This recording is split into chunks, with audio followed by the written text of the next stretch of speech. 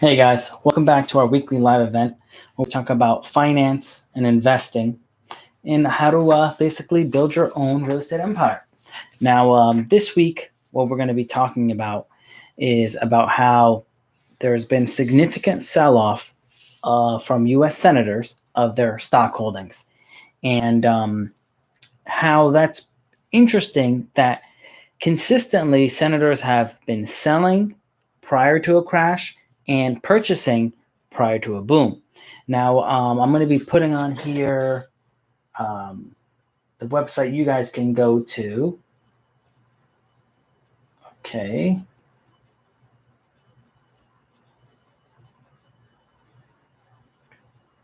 Give me a second. I'm going to list it down below.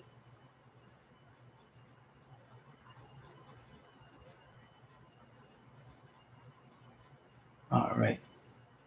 I'm going to list it down below. I'm listing the website down below. And I'm going to pin it. All right, so I just listed the website down below in the comments so you guys be able to see it. For everyone on YouTube, when I post this video, I'm gonna put it below as well. And it's basically quiverquant.com, and it shows you the buys compared to the sells for U.S. senators, and you'll see in the charts that there's a significant sell-off before a crash, and there's also significant amount of purchased prior to a raise. Now, some points I want to point out to you on the graph is that in January of this year, you'll see here that on the graph they were consistently selling their positions. They were net selling stocks, right? So they're getting out of the stock market. Okay. Now, also, when things crashed, they bought up more stocks. And then recently, in the last 2 weeks, they've been selling off a lot of stocks. So, and it's what I like to do is watch to see what the bigger players are doing, right? Are they buying? Are they selling? And from what it shows that the people that are running our country are net selling stocks. But even though we've probably put out over $4 trillion in stimulus in the economy, a lot of people are thinking that the stock market's going to go up and the economy is going to get better in a V-shaped pattern. My opinion, if they thought that was true, why are they selling all their stocks right now?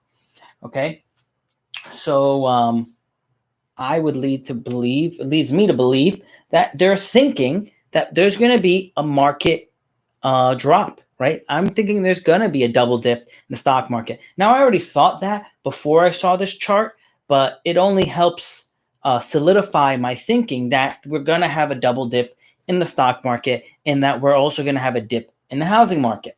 Now, what also adds to my belief that we're going to have another dip is that if you see here, like Warren Buffett is actually selling.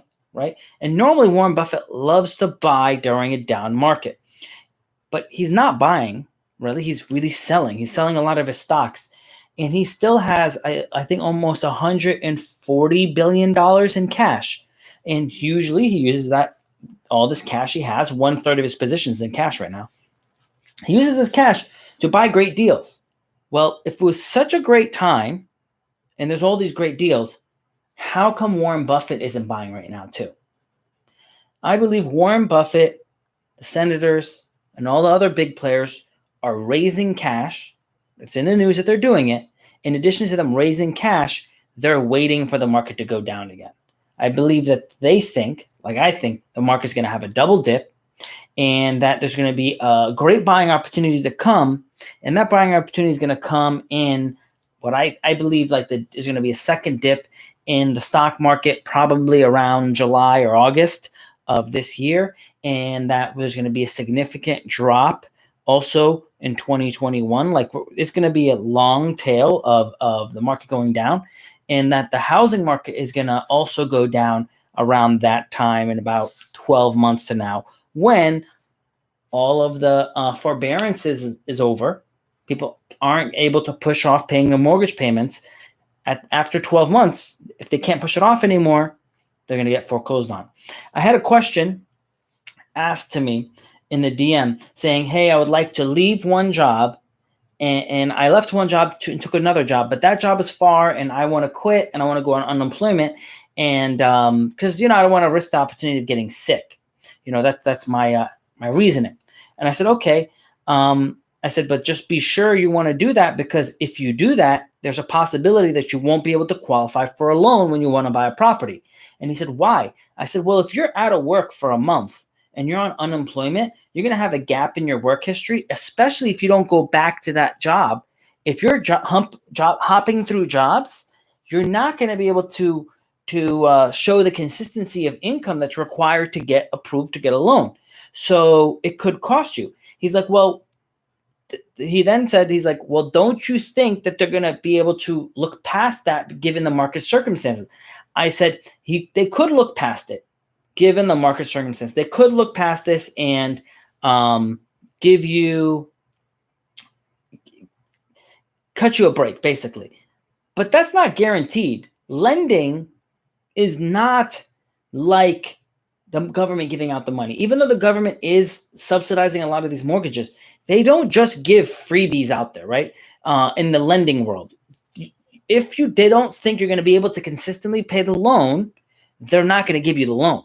And if you don't have a consistency in your income, it could jeopardize you getting the loan. So what I'm saying is, do take care of your health and be careful and conscious of what you're doing to not get sick in any circumstance, not Corona or what we're going through right now. But you got to also be conscious. Don't just do it because you want to stay home and not work because you're going to get unemployment. If you're saying, oh, I want to stay home and collect unemployment, and because it's the same amount of money as me working, remember that if you do make that decision, you're also possibly making the decision to not qualify for a loan in next year, because your income is not consistent, and now is one of the factors to get qualified for a loan. Again, I have the course that's coming out at the end of this month. It's on pre-sale right now at a discount, and it goes over all those factors that we don't really always think of when we're thinking about getting a loan. When we find out all the details of what qualifies us to get a loan, sometimes it's too late because of a mistake we made a year and a half ago. So be conscious of that. Now, another question that I got is like, I understand that senators are selling stocks and there might be a double dip in the stock market, but I'm buying mutual funds and I'm buying ETFs and I'm buying very conservative, investment vehicles, right? I'm being very conservative here. And I'm dollar cost averaging as well. I'm dollar cost averaging along the way. So now, should I still be concerned about the market dropping since I'm playing it by the rules? So it's awesome that you guys are playing by the rules, and I play by the rules too. But you got to understand that sometimes, because they know the rules so well and they tell everyone to play by it, they will set things up in such a way where you lose by playing by the rules, by playing by how you're educated to invest. So this is how I'm seeing things. If the market's going to drop 20, 30%, and I think it's going to drop at least 20% again, it's better for you to just wait to get that discount than for you to just dollar cost in, right? Dollar cost averaging is smart, but if you know there's going to be a significant drop, you should wait. Now, I just put out a post about how cash is trash and you should consistently invest. But if you guys have been following me and listening to me, I've been telling you, do not buy anything now unless it's a ridiculously good deal, because the market's going to drop. And I don't want you to buy something and then have it drop 20%. I'd rather you just hold your cash, let it drop, and then you go buy it at a discount. If today you're going to buy something that's 20% less than what it normally is, and you think it's an amazing deal, then go ahead. But if you're going to buy something at market and it's not an amazing deal, it's just market priced or 5% lower, then I don't think you're really getting a good deal. And it's not, the price doesn't justify the current market risk. So be careful. study your market, educate yourselves, and make sure that the decisions you're making, your financial decisions, don't have repercussions later, okay? Because how all of this works is it's compared to a different decision, right? How much money you make is compared to another decision. So can I buy now or should I buy later? Should I buy stocks? Should I buy real estate? Should I put my money in gold? Should I put money in crypto? The differences in your decision will determine how much your return is and will determine if you're going to be upset later. So what I'm trying to say is I think you're going to be pretty upset if you buy now and compared to buying, say, 3 months, 6 months, 9 months, or 12 months from now. I don't know when the market's going to realize or accept the fact that things are bad and that when the Wall Street is going to realize how bad it is on Main Street. A lot of things I hear about is like, well, it's not really bad. And it's kind of like kids being home from school on vacation and things like that. You know, it isn't really like that, because if they were, they'd be out hanging out with their friends and socializing in person and spending money and doing all this stuff, and the money would flow in the system. It's not happening right now. And I think we're going to have a significant ripple effect, a negative one, because of what happened now. All right, guys. So let me see.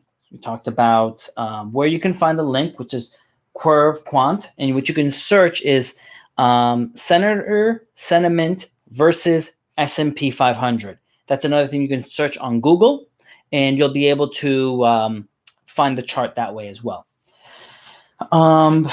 Very good chart, interactive. You know, you can change dates and times and stuff. So talked about the senators, talked about Warren Buffett, talked about dollar cost averaging. And now, since I've said all of that, I'm going to go into the Q&A. As always, guys, people who ask to go on YouTube, put the question. So I'm on YouTube Live right now and Instagram Live. People who submit questions on YouTube get answered first. Whoever's asking to go live on IG gets answered second.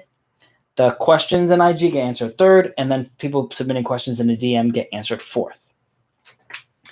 So someone says, what is today's topic you're discussing? So I'm discussing what I discussed earlier was how senators are selling off their stocks.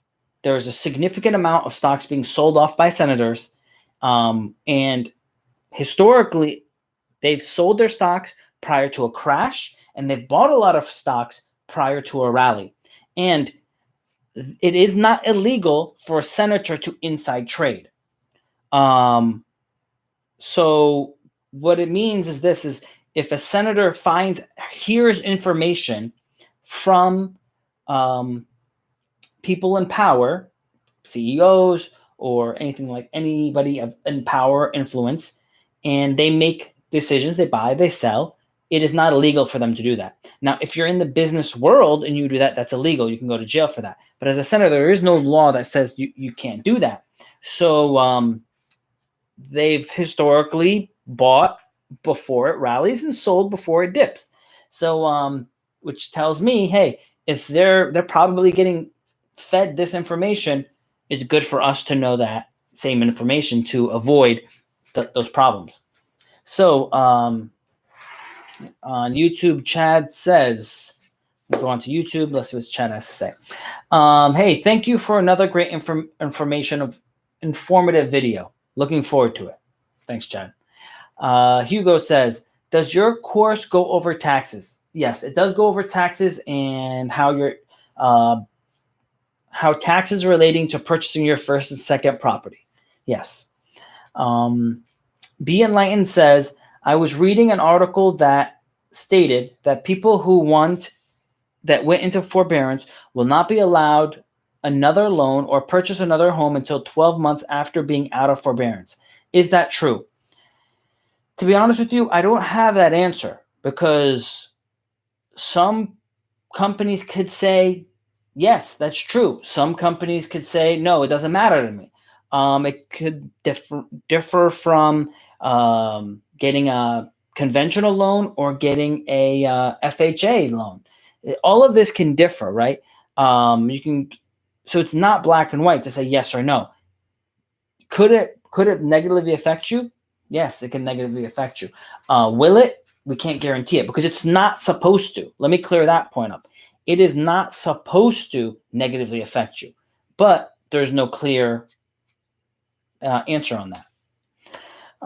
Luciana says, hello, Pascal. If part of your income is paid through direct deposit, but you are not W-2 or 1099, how can you file taxes? Does that income help when qualifying for a loan? So, great question. So, Luciana's question says, if I'm getting money direct deposited into my bank account, but it's not W-2 income and it's not 1099 income, does it help me for a loan? The answer is it depends. If you state that income on your tax return, either a business tax return or a personal tax return, and you put that income on there and you net that income out and it still shows on your tax return as income you generated, then yes, it will help you to qualify for more loans. If you don't put it on your tax return, the government never knows it exists and it will not help you for a loan. If you put it on your tax return and you expense it all off and that net income is very low, it also will not help you on your tax return, or it'll be very insignificant help or very little help. Again, it depends on the dollar amount. So it really, the details depend. So you have to prepare your tax return in the proper way where you're showing all your money, deducting any deductions in the proper way to still net out a large figure and pay a low amount of taxes and still qualify for a large loan. Those are all details you kind of learn along the way. I learned them because, again, I have an accounting degree. I have an accounting practice. I know these details. But an average person needs to get a professional, accountant or CPA that specializes in businesses or real estate to be able to handle that. If anyone needs help, they can DM me. I'll get you and connect with my office to be able to help you with that. My course also teaches and explains different parts of that. But it's not. So simple answer is this: if you don't show your income on your tax return, no, it does not help you, because the tax return goes to the government. Most of your loans, your FHA, your VA, even your conventional loans are government-backed loans. So you have to show and prove what you made. If you're hiding it, then that's not going to help. So yeah. All right. So looks like IG's acting up. Let's restart it. Great question, Luciana. Hopefully I said that properly. All right. Hugo says, over deducting taxes do not help you get a loan. Correct. If you over deduct on your tax return, it will not help you get a loan, but it's a certain way where, because again, deduct can mean a lot of things. If you write off a lot of expenses, it will reduce your income, and that reduced income is what's going to qualify you for a loan. But if you're saying, well, I wrote off a lot of expenses and those expenses are technically not losses and I actually made more money than that, then you probably did your taxes, how do I put it? You didn't do your taxes in the best way possible to qualify for the most loans possible. So it's really important to do your taxes the right way so you can show your income and qualify for larger loans. There is a way for you to do your taxes and do that, and at the same time not pay a lot in taxes. But that's where tax strategy comes in, because tax strategy is very important, right? If you are self-employed, you're going to be paying 16% roughly in self-employment taxes plus income tax on top of it. So you can be paying probably 35 to 40% in taxes. There is a way where you can show all your money and not have to pay that much money in taxes. There's tax books like this big. So there's a lot of rules to figure out a way to avoid taxes. Like me, I only paid like $1,000 in taxes last year. Actually, correction, I got back $1,000 in taxes last year. Sorry. So I got a refund. So yeah, if you play the game, if you know the game and you play it by the rules, then you can actually avoid paying a lot of taxes. And then Amazon didn't pay any taxes. I think GE didn't pay any taxes either. So if you play by the rules, there's a lot of credits out there. All right. Someone wants to go live on IG. Again, the connection on YouTube is better for everyone on IG.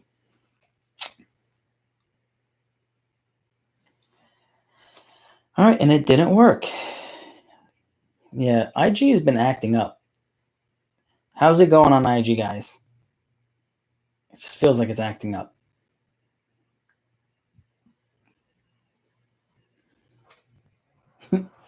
All right. King Priv says, is it good first investment if you buy a triplex with an FHA loan? I think if you should try to get the largest property possible with your first loan. 4 units is the best. If not 4, then 3. If not 3, then 2, but minimum 2. Okay? Because your first loan is usually your easiest loan, as long as you have your finances in order and you have your tax returns done properly. If you have those things done, then you'll be able to qualify for a loan.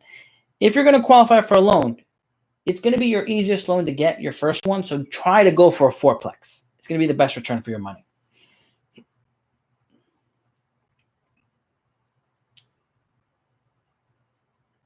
All right, guys.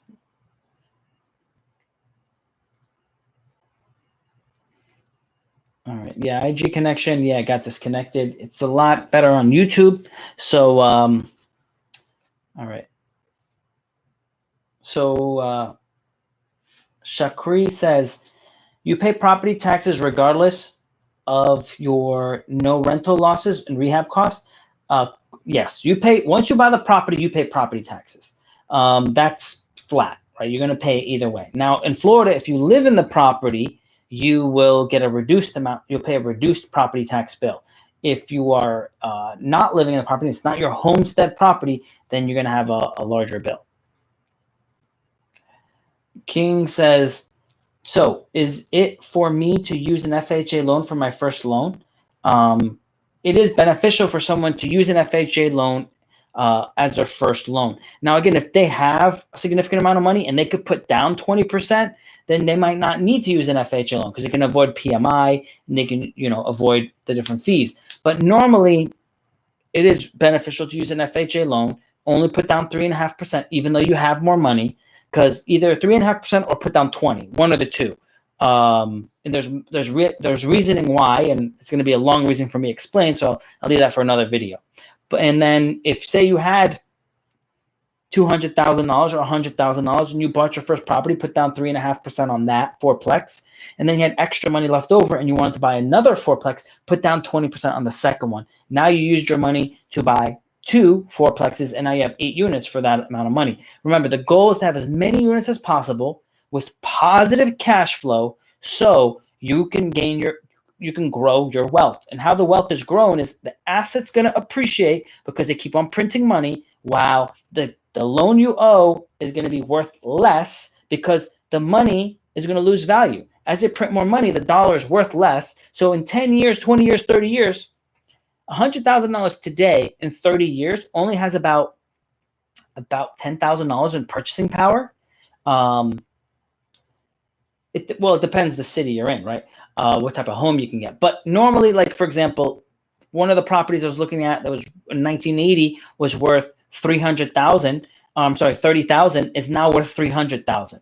The same property. So now, if you had a loan on that property, every year the dollar amount of that loan is easier to pay off. So that's how the strategy works. All right. MJ says, does getting unemployment impact your record when you go out to buy your first property and are looking for a loan? Getting unemployment can impact your record. It depends how long you're on unemployment and if you get back into the same job after your unemployment's over. So if you can avoid going on unemployment and continue working consistently, it's going to look better for your employment history. Plus, it's going to look better for your income. Because remember, we want to show as much income as possible on our tax return so we can get the largest loan possible to buy the best property possible. I said possible a lot of times right there. So next question from Luciana says, when you buy a multi-unit property, Does the rent from the other units count as income when qualifying for a loan? You said my name correctly. Awesome. So, yes, this is the really cool part, right? So, if you're buying, say you have enough money to buy a $200,000 property. So you're like, oh, I want to buy a house or a condo for 200 grand. I don't have enough money to buy a triplex for say 300 or 350,000. Don't jump to conclusions. You might be able to get that triplex. The reason is this: when you qualify for a loan, they're going to add the income from the rental that you're buying. So you buy a rental, or you're attempting to buy a rental, and while you're attempting to buy that rental, they're going to have your income. They're going to use it to pay for the loan, and they're also going to calculate the rent from the other 2 units in the triplex, because you're going to live in one unit of the triplex and you're going to rent out the other 2. So they're going to calculate the other 2 units rent into your income, even though you don't have it yet. So it's going to be able to qualify you. You're going to be able to qualify for a larger loan because of that. So don't automatically assume you can't qualify for a $300,000 or $400,000 property because you've only been pre-approved for a $200,000 property. Based off of the income of that rental property could qualify you for a larger loan. So it's that's what's so cool about this whole process.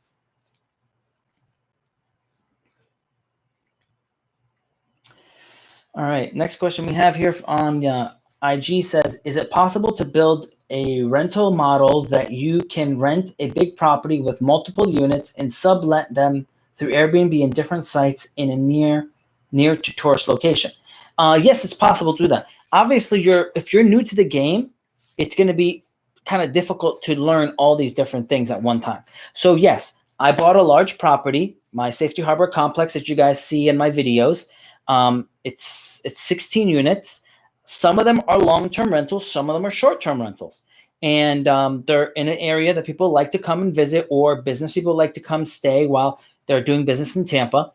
And I have short-term rentals and long-term rentals there. And it's possible, but there's so many factors you got to consider. Like, is it going to be generating enough money to qualify or to cover the expenses? Because Airbnb doesn't automatically mean you're going to make more money. Sometimes when you run the numbers of how much rent you're generating from Airbnb, after all the fees, cleaning fees, and cost of the appliances and the utilities, you actually find out you made less money than if you just rented out annually. So don't automatically think Airbnb is the better way, right? It's not automatically going to be better. You have to calculate and run the numbers.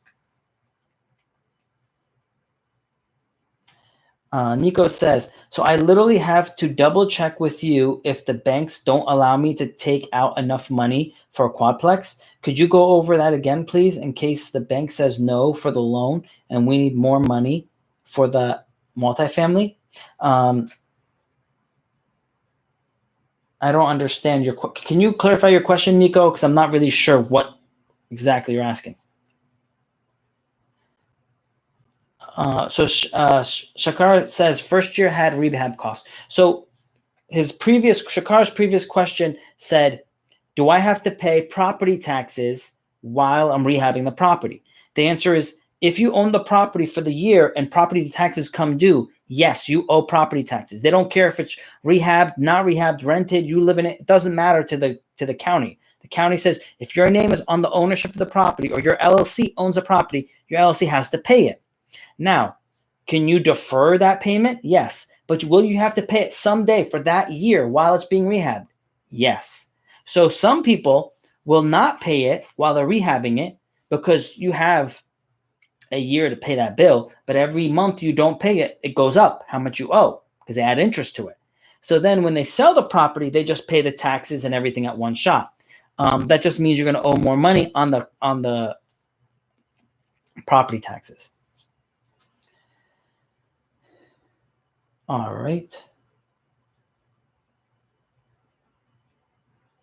So Nico's question is, if I only qualify for X amount from the bank, but I need more cash for a multiplier, what do I do? So remember, if you only qualify for say 200,000 and then say you submit your tax returns to the bank or you're a mortgage broker. Like I'm gonna get a mortgage. My mortgage broker should be open in like 2 weeks. So we check your tax return and we say, okay, based off your tax return, you qualify for $200,000 loan for a single family resident condo, townhouse, house. Now, say you find a fourplex and each unit in the fourplex brings in $1,000 rent. So it brings in $4,000. Now, you're going to live in one of the units. That means 3 units are remaining. That means when you own this property, you're going to bring in $3,000 a month in rent. That gives you an additional $36,000 a year in income. The bank will, or the mortgage broker will, add that to your application for your income. So whatever your income was, let's just say it's $40,000 a year, they're going to add $36,000 more to your income. So when you're trying to qualify now for a loan, it should make it easier to qualify for a loan that's $300,000 or $400,000. My point is this: when you buy a multi-unit, the current rent that is being generated from that multi-unit can be added to your income to help you qualify for that loan. That's a great thing.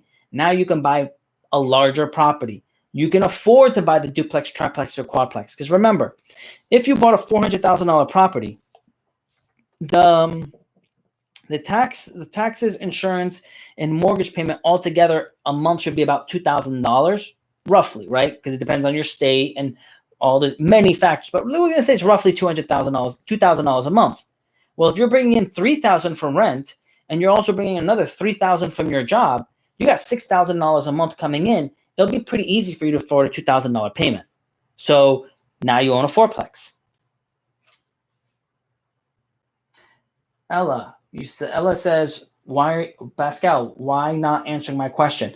Ella, I didn't see your question. So if you can resubmit it, I'll be happy to answer it. Abe says, thank you, sir. You're welcome. Jorge says, thumbs up. And Nico says, bingo. Got it. Thank you. You're welcome, Nico. So MJ says, what is your take on Bitcoin? Are we expecting a drop in Bitcoin as well around July or August? So Bitcoin isn't like gold, silver, cash, real estate, stock market, where there's reasons you can tell where the price is going to go. Bitcoin's not at that level. So it could go up, it could go down, right? I can't give you that answer because there's not many factors behind it that I can say for this reason it's going to move in this direction. I'm very sure that gold is going to go up. I'm very sure that real estate and stocks are going to go down in a short term. And then I'm pretty sure in the next 2 to 5 years, stocks and real estate are going to go up a lot. So that I can tell from the factors that I'm assessing, the macro factors that I'm looking at. So Norm on YouTube says, if I buy a property and the taxes get raised after the first year, can I ask the real estate agent if I can? No. Yeah, no. I didn't finish the question because it's inappropriate. John says, Marhaba Pascal, which means hello. Just checking in. 3rd like going on right now. Thanks, guys. I appreciate all the likes, all the love you guys are sending on YouTube, the thumbs up, the comments. I really appreciate it. Sharing my page, telling your friends to subscribe. I really appreciate it. It means a lot to me. It encourages me to do more for you guys. So next question by B. Enlightened. What if I don't want to live in the multi-unit? Other than not qualifying for homestead exemption, what are other cons of me not living in one of the multi-units I purchased? So remember, if you're going for an FHA loan, the requirements is you're going to live there. Now, they don't require you to live there forever, but they do require you to live there, and you must have the intent to live there when you buy it. Now, if you buy it and you live in there for 6 months or a year, I have a lot of people that are veterans, and they buy a property with their VA loan. And then when they buy the property, 6 months later, they're shipped off to another state. Well, that's allowed, right? You're buying it, you're intending to live there, and then you got a new job, you had to move. So your intention must be that to qualify for the 3.5% down or the no money down with the VA loan. Now, if you don't need to do 3.5% down, and you have the 20% down, and you just want to buy an investment property, then you just put down 20%, and you don't have to live in there at all. They're just going to qualify you to buy the property with 20% down, and they're going to make sure that the cash flow from the rental is going to be able to cover the mortgage, taxes, insurance, and maintenance of the property. So it's pretty basic. Like right now, I don't buy properties that based off of me living there. I just buy it based off of the income it's producing. And I just put down the 20%, 25%, 30%. Different loans require a different amount. Right now, I'm at a level where I don't even have to put down that much money. I could just put down 10 or 15% and they'll give me the loan just because I have a long track record.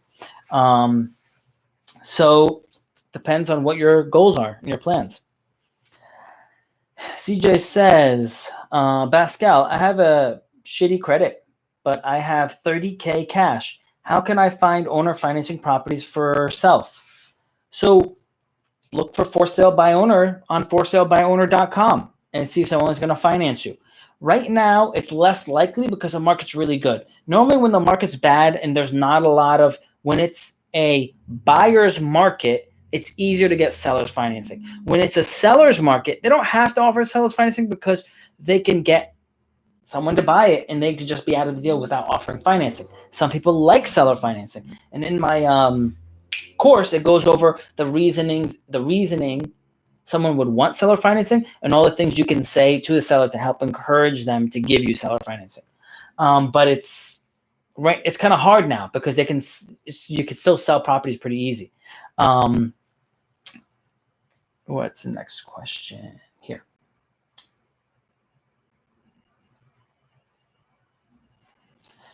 All right. Next question is, do you think transportation is a good market to invest in? I think it is a good market, but it really depends what you're talking about, right? Like, do I think Boeing's going to recover? Yes. Do I think they're going to recover now? I think it's going to be a while. Really depends on what you're talking about, right? It's like saying, is real estate a good thing to invest in? Yes, it's a good thing to invest in, but which property? Because real estate's a great investment. But if you buy the wrong property, you're gonna lose money. So it depends what stock and what company you're talking about.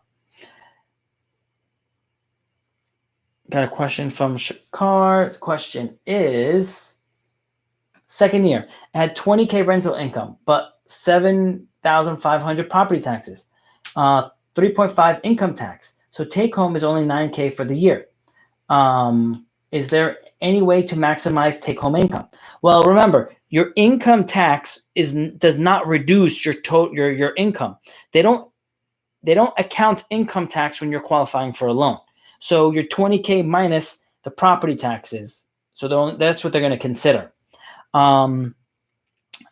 So that's a benefit. At the same time, if you didn't rent the property for the full year, so let's say 20K is only half the year's rent, they're going to consider that. They're going to understand, okay, this is only 6 months worth, so they should have been 40K in income, and it might make it easier to qualify for the loan.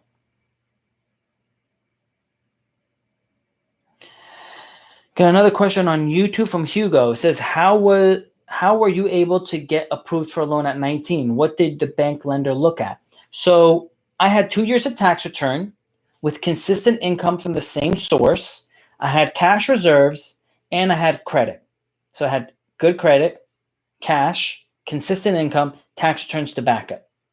Plus I bought a rental property, a duplex that was generating money. So it was bringing in $1,200 a month, $600 per side. And I was going to live in one side and rent out the other. So that $600 added to my income. Now, even though I was only making like $22,000 a year, I wasn't making a lot of money, but that extra $600 helped. There's another $7,000 a year in income. I was buying a $140,000 property, which is a decent amount for someone making $20,000, $22,000 plus the $7,000 in rental income that I was going to generate. So that's how I was able to qualify for the loan. One Star says, how to start business as a civil engineer? Well, depends what you want to do in civil engineering, or if you want to start a business and do civil engineering as your main job. A lot of civil engineers will work for a company to generate their W-2 income and then start a side hustle, do consulting, do something else on the side to bring in extra income. So, but if you're saying, how do you get into civil engineering from getting a degree and then start your own company? I think that's hard because you have to have certain certificates, and those certificates, you usually get them after working underneath someone else for a number of years. So I don't think you can go from college and then become a civil engineer and start your own practice. MJ says, thank you. You're welcome. All right. Mel delivers keys. What's up, buddy? Pascal said, hi, Pascal. Is it good to refi now? Yes, I think it's a good time to refi now before the market goes down. Interest rates are low right now. I think the market is going to go down. So most people are going to lose equity in their home, and which then is going to make them harder to refi, or they can still refi later, but they're not going to have as much equity in their home. So it's better to do it now while you have the availability of that equity.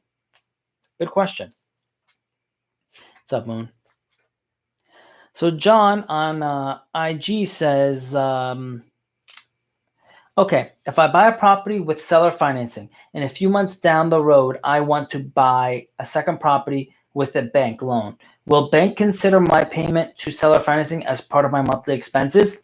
Yes, they can add that to your debt ratio. So there's a thing called your debt coverage ratio, which means the total amount of debt you owe per month compared to the total amount of income you have per month. So it can come into play. It can affect you. So it's possible for it to negatively affect you.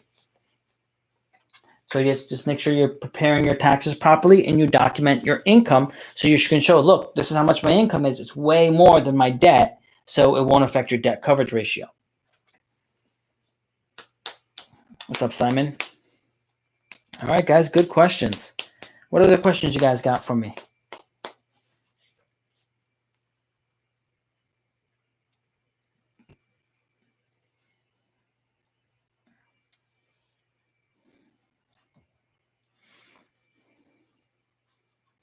All right, I had a good one that came in. Was asking basically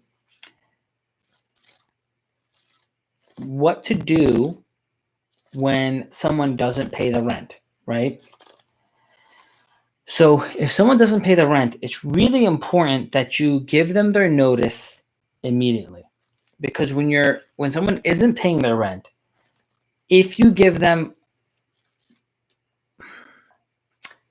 you can give them a break on the time they're going to pay, but you have to serve them the notice immediately, because if you don't serve them the notice, they don't have enough initiative to make sure to pay you over other people, other loans, other debts, whatever it might be.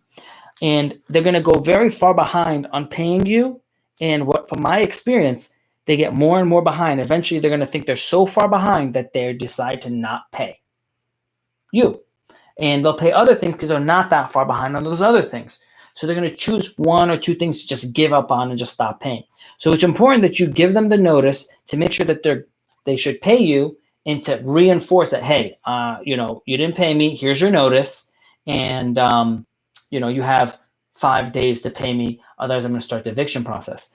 And you say it in a nice way. You don't have to be mean or aggressive or anything like that, right? Just say it nicely. Hey, I have bills I got to pay. I need you to pay your rent. Otherwise, I'm going to have to find someone else that's going to live here. And they're usually going to pay you, or at least they're going to give you a significant amount of money to give them more time. But one of the issues that I've experienced is if a person doesn't have any money at all at the beginning of the month, they're normally in a position that you can't help them. Because if they have no money at all in the beginning of the month, that's a really bad problem. I mean, think about this. The rent is due, let's just say it's $1,000, and they have no money to give you. Like, how are they going to catch up on everything else? Like, they're too far behind on their bills. They have no savings. The issue that they have is way beyond what you can help them with. So it's better for them to move on, find somewhere else that's more affordable to them, get their finances in order, and you find someone that can afford this property, right? You want to make sure they're making like triple what you're bringing in. So you want to triple what the rent is. So if the rent's $1,000, you want to make sure they're at least making $3,000 a month.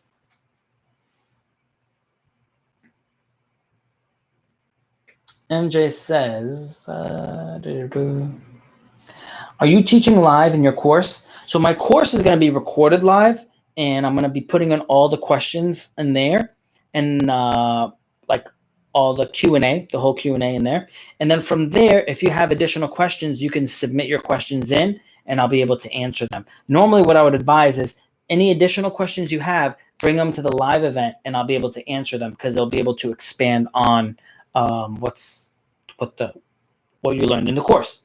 The thing right now, we're doing a lot of Q&A on lives, but as you guys know, the live is a lot better when we have really good questions. And right now, a lot of the foundations, this class is called Foundations of Personal Finance. If you don't have this foundation, a lot of times you don't even know what questions you should be asking. So from after you take the course, you should come back to this live event and then ask your follow-up questions to see how it affects you.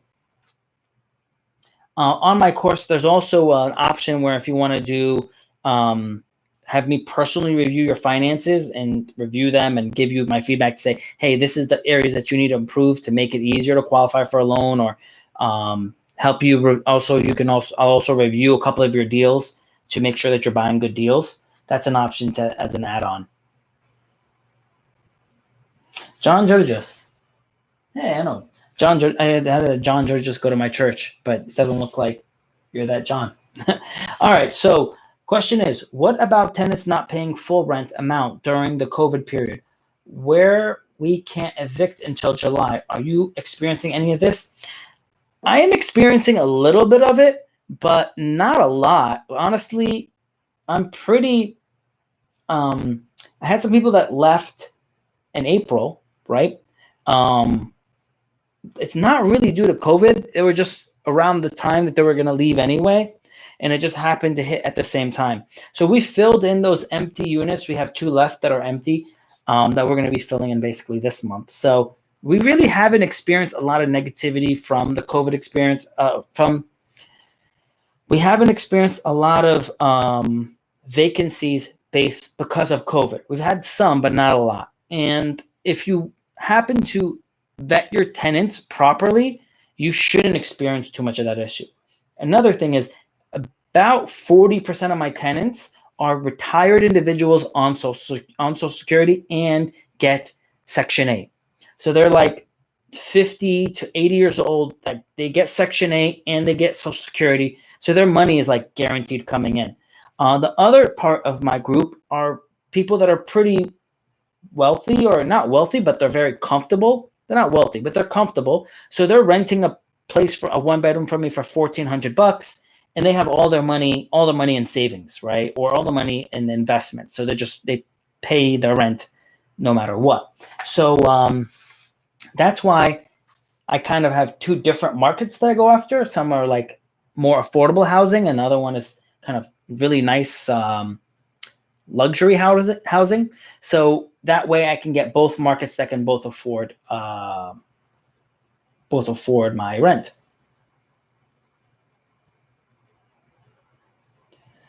So Ella keeps saying, why aren't you answering my question? But again, I never even see your question. All I see you saying is, why aren't you answering? But you're not submitting your question. MJ says, totally agree. Need it. I got you. Abraham says, as an 18-year-old, and if you have enough money to put a down payment, would you put it on a house? No, I wouldn't put it on a house. I'd put it on a multi-unit property. You're not going to really make money on a house. You need to buy a multi-unit.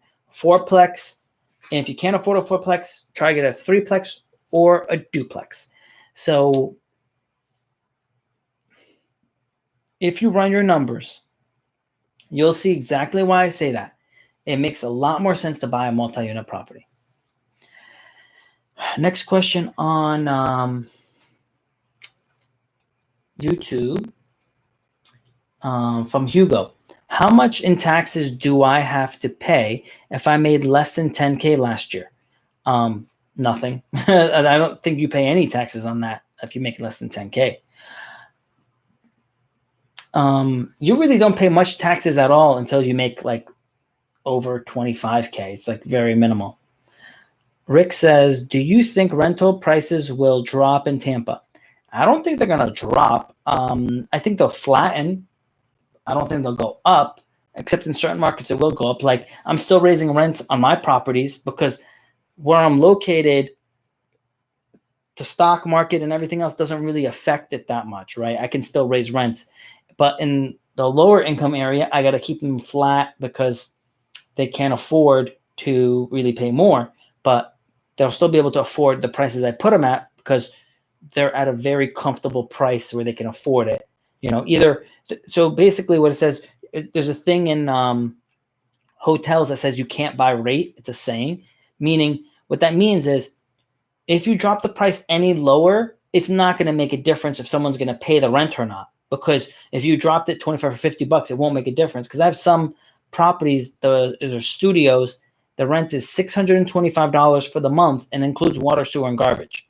So if a person can't afford $625, they're not going to afford $575 or $550. They're just not going to afford it at all. So that person, you can't buy rate. You just have to find someone else that does have income coming in to justify that, to cover it. Because even if a person got unemployment, they're going to be bringing in like, a few thousand a month, so they can easily afford the $625. At that point, if they can't afford it at all, then dropping the rent will not make a difference. All right. John says, haha, no, I got some Syrian friends, so I picked up a few words here and there. John also says, I filed taxes jointly with my wife, so combined income, her score is bad. Mine is 740. If I go to the bank for a loan, can they qualify only myself for the loan without her? What income will they look then? So this is the thing. It's a good question. John has a really good question here. So basically saying on the tax return, it's him and his wife's income, combined income. But he has a good credit and his wife doesn't have good credit. He says, can I get the loan without my wife? This is the thing. If you qualify by yourself, you have to qualify for income and taxes by yourself. But if you're going to qualify jointly for income, then both credit scores are going to come into play. Now, what's going to happen is they're going to bundle your credit scores, yours and hers. So it's not horrible. So it's not a big deal. So I wouldn't be too concerned about it. Maybe you'll pay a little bit more interest. It's possible. But remember, the goal is to buy a great property in a great area for a really good price. And paying a little bit more in interest won't matter when you're gaining such a significant appreciation on the property value. So don't let that bother you. Don't think, oh man, I'm gonna wait till my wife's credit gets better before going after a property. If you find an amazing deal, take advantage of it, because that is more important than trying to save a little bit on interest. Remember this, great deals don't always come by that often. So buy the deal, fix your credit, and then refinance when your credit's better and get a lower interest rate. That is probably the best strategy. Normally, I advise someone to buy a property, get the good deal, do whatever fixes you want to do to improve the property, increase value. And then say a year or two later, you can refinance, and hopefully you pick the right property. You'll be able to have forced appreciation. The property went up 20, 25%, and you can do a refinance now. You originally only put down 3.5%, but because you took that $400,000 property and you increased the value and made it worth $500,000, when you refinance that property, you'll be at 80% loan to value. So your interest rate should drop and your PMI should disappear as well. So even though you didn't really do anything else, you just made more money because you dropped your loan payment. So that's awesome. You didn't do anything extra and more money goes to your pocket. All right, next question from Shakri. How much percentage of HELOC can you get on a paid in full property to start the next BRRRR? And is it a good idea to do next BRRRR on a fully paid off property?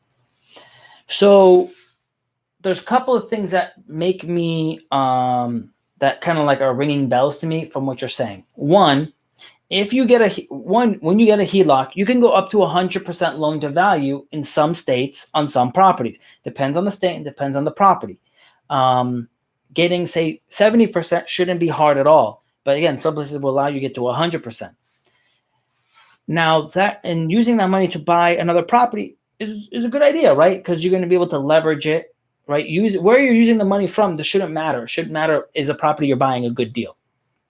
But this is the problem that I'm seeing. What most people don't realize is that, excuse me, drink some water.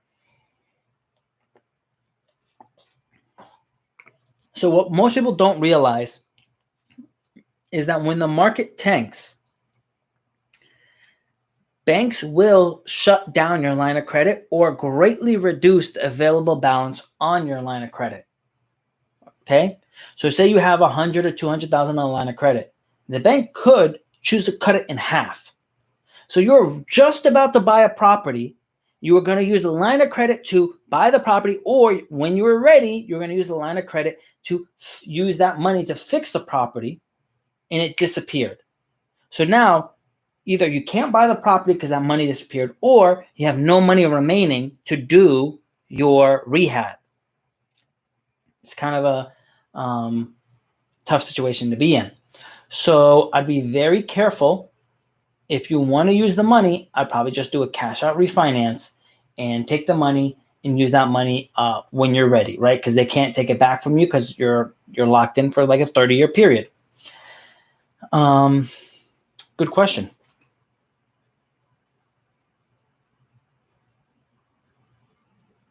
All right, already answered this one.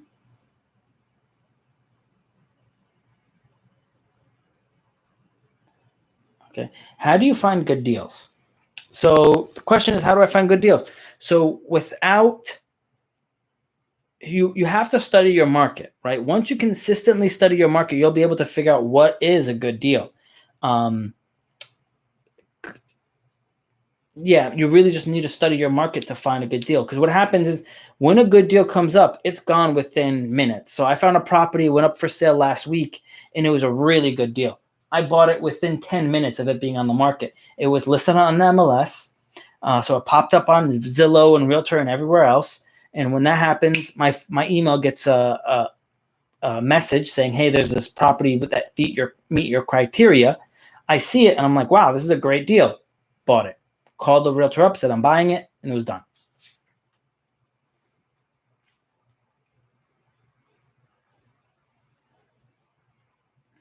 All right, got some questions on YouTube. We got 2 minutes left, so I'm going to answer the next 3 questions and call it a night, guys.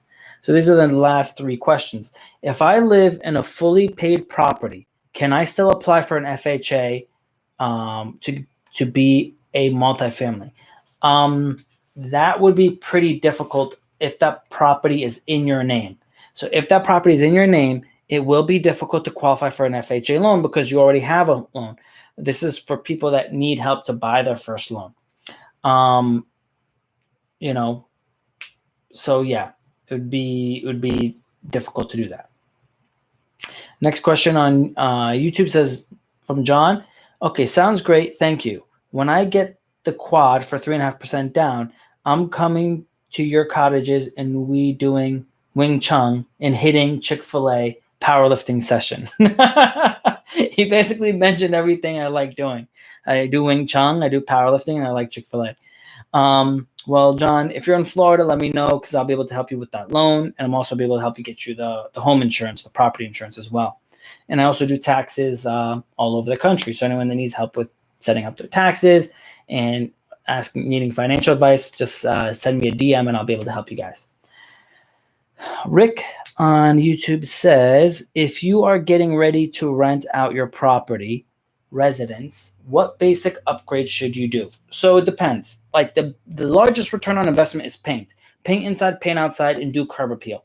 That will give you the most return on your investment, right? It's not a lot of money, and it's the most wow. From there, normally it's like, I think flooring does a lot. Flooring and fixtures, like after painting, it's flooring, and then like fans and lighting fixtures, things like that. From there, the more expensive stuff would be bathrooms and kitchens. This is for renting. This is not for selling, right? If you're in a high-end area, you got to do the kitchens and bathrooms. If you're not in a high-end area, you're in like a starter home, you don't always have to do the kitchens and bathrooms because a person is going to be really happy to be in the home and they're going to think, okay, they did all this other stuff. We'll do the kitchens and bathrooms later. So that's normally my experience. So Rising to the Top says Staten Island or New Jersey to buy a home to live. Pros and cons. So I think New Jersey is going to get hit pretty hard. So it's going to drop a good amount of money, and then it'll give you an opportunity to buy a house or a multi-unit. It's very expensive. So if you already own some homes there or own a home there and you don't need an additional home, it might not be the best for you to invest in that state. You might want to buy rental properties outside of the state because you're going to get better return on investment. And I think you're also going to get better appreciation, my opinion. All right, guys. Well, it's been a great live event. Remember, I go live every Sunday and every Wednesday night at 10 p.m. Bring your financial questions. Please like, comment, subscribe on YouTube and IG. Share my page with your friends. And again, there's a sale right now on my course. It's only $297. This is for this month. After that, it'll go for $997. I wanted to kind of give you guys something special. You guys have been really asking for it for the last 6 months. So it's finally here. Take advantage of it if you do want to buy real estate. This is going to help you qualify for your loans, or at least it's going to educate you on how to qualify for your loans. If you follow the directions, then it should help. So guys, God bless. Have a great night, and I'll see you guys next time.